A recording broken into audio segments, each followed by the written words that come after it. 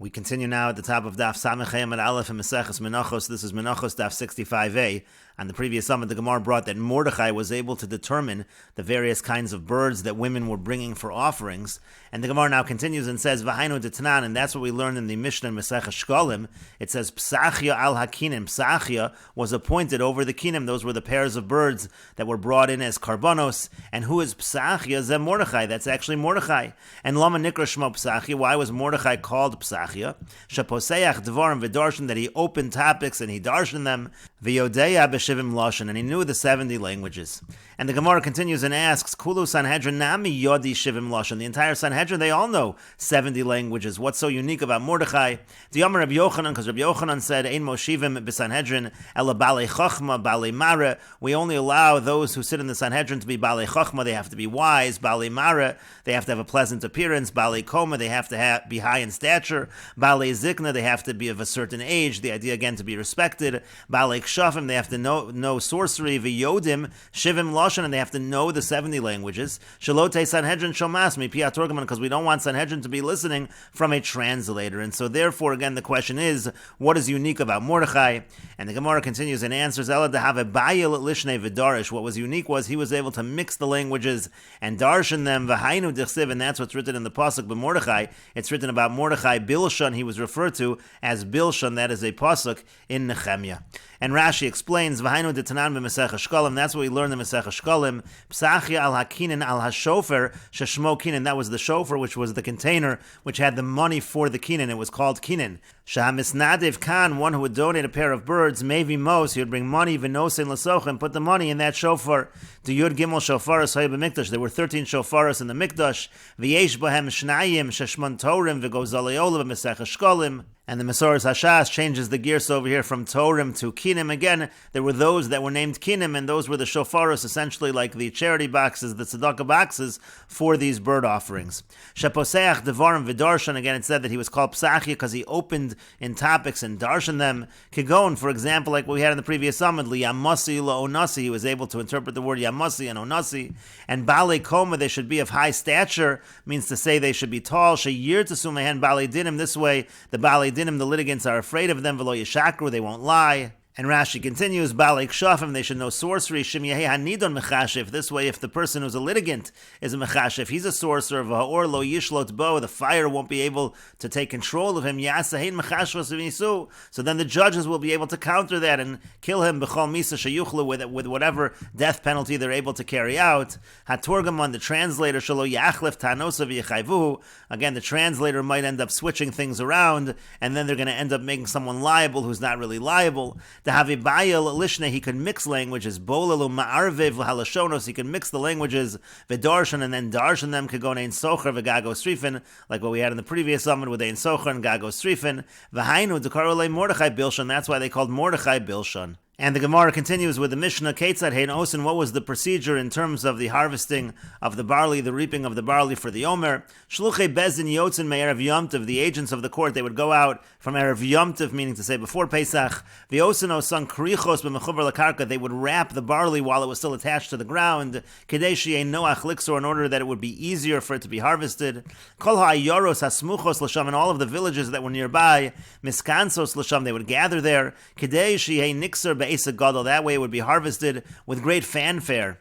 Kevan Shachashecho, when it became dark, Omer Lahen, so then the leader, he would say to them, the one who was doing the harvesting, he would say, Bo Hashemesh, has the sun set? Omer Hain, they would say yes. Bo Hashemesh, has the sun set? Omer Hain, they would say yes. Magol Zu, he would say, this sickle, Omer Hain, they would say yes. Magol Zu, again he repeated, this sickle, Omer Hain, they would say yes. Kupazu, this box or this basket, Omer Hain, he said yes. Kupazu, again, this basket, Omer Hain, they responded yes. And the Mishnah continues, B'Shabbos, if it was Shabbos, Omer Lahen, then he would say to them, Shabbazu, this Shabbos, and Omer Hain, they would say yes. Shabbazu, this Shabbos, Omer Hain, they would say yes. Exor, then he would say, should I reap? V'heim omrim lo kitzor, and they would say reap. Exor, again he would ask, should I reap? V'heim omrim lo kitzor, and they would say reap. Shalosh pa'amim al kol davar v'davar. Each one of these lines was repeated 3 times, even though the Mishnah says it 2 times, it was really 3 times each. V'hein omrim lo, hein, hein, hein, and they always responded, yes, yes, yes. And the Mishnah concludes, Kol kach lama, why did they have to go through such an elaborate procedure? Mivnei ha-baitusim, it was because of the baitusim. Shahayu omrim, that they said, ein kitzira sa omrim b'matzah Motzei Yontiv. They said that the harvesting of the Omer was not done on Motzei Yontiv. They said again that it was done always on Motzei Shabbos. It would always be on a Sunday, and so therefore to show that the Baitusim are incorrect, on Motzei Yontiv they went through this elaborate procedure. And Rashi explains, krichos means korchin v'koshrin, rashi hashibolim molei egrof. They would essentially wrap and tie up the tops of the stalks. V'chol hayaros hasmuchos l'sham miskansos, hamula gedola. There was like a great amount of people there. Sheyavinu baitusin shebematzah yontiv kotzer. In this way, the baitusin would understand that on matzah yontiv they were reaping. Kotzer no son, that's when they reaped them. The baitusin lo modu, because the baitusin didn't agree to that. Kidim efarsh l'kamon, as will be explained as we go on. Amar lehana kotzer levnei hayaros, the person doing the reaping, he said to the villagers, ha'omdos olav, who were standing over there, bo hashemesh, the sun has set, amru lohein, they said to him, yes, magal zeh, this sickle, kolomar, meaning b'magal zeh exor hatzvur, should I reap it with this sickle, b'kupa zu etein hatzvur, should I put it in this basket, the grain, shabbos zu, kolomar, exor b'shabbos, meaning should I harvest it, should I reap it on Shabbos, amru lohein gimel pa'amim shoel lehen kol davar, he would ask 3 times, they always said yes, v'chol kach sheyashoel lama, why was he asking all these questions, why this elaborate process? That's because of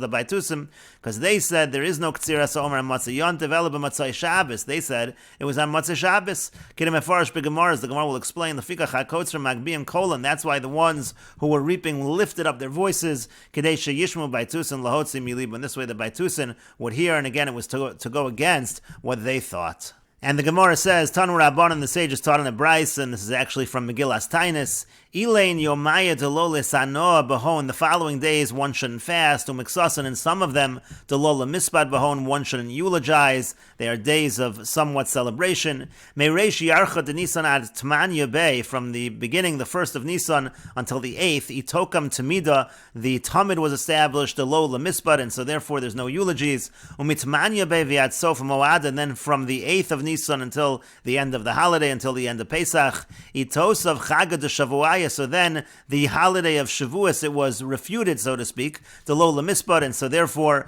there's no eulogies.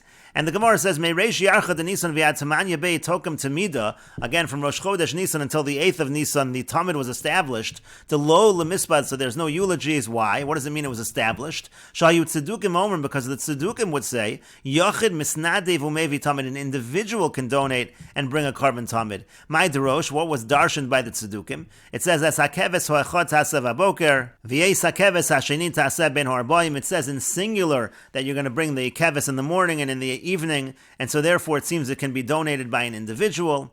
And Maya Hadru, and so what did they respond? What did the sages respond to the Tzedukim to show they were wrong? It says, as Karbani Lachmi Lishai Tishmru, there it's in the plural, and Sheyukulan Boin Mitrumas Halishka, it should all come from the Trumas Halishka, which contain the general public funds. And then Mitzmanya Beviat Sof Moadu Tosav Chagad Shavuaya, and then from the 8th until the end of the holiday, until the end of Pesach, so that's when it was established, the holiday of Shavuos, again, depending on when the Omer was brought, so then you count the days of the Omer to establish Shavuos. If you're going to say that you're always going to start on a Sunday, on a Motzei Shabbos, that's going to make Shavuos is also going to be on a Sunday, and if you're going to say that it's Motzei Yontiv, of course, it can fall on any day of the week.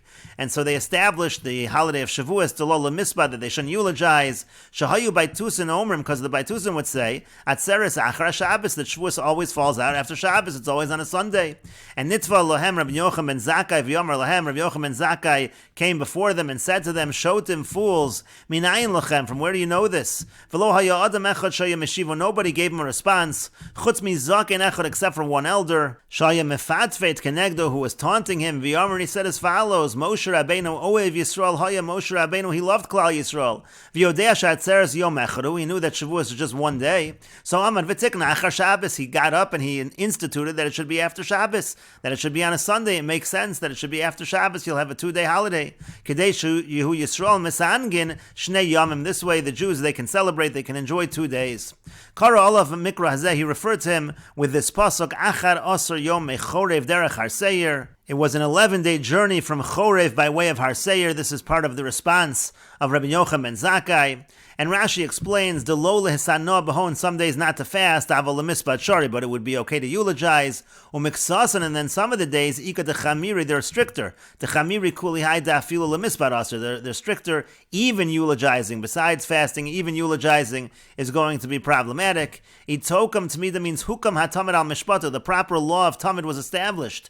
Kinim afarish lekamed lo lemispat, as is explained later on, again not to eulogize. At sof mawad Pesach, until the end of the holiday of Pesach. Itosav means nesiyashe valdino, it means it was settled. Shavaosan yamim nitzchu chachames habaytusim, meaning to say in those days the chachamim defeated the baytusim. To lo lehisanon, not to fast, aval lemispat shari, but to eulogize is okay. To lo have a simcha yisera b'shal atzeres kivishal tamid, it wasn't such a joyous occasion with regards to Shavuos like it was by the Karban Tamid. Mishum da atzeres lo haya shum raya ledivri baytusim, because atzeres there was no proof for what the baytusim said. Aval betamid haysa raya ledivrim, but by the Talmud they actually did have some evidence for what they were saying. All of this will be explained as it goes on.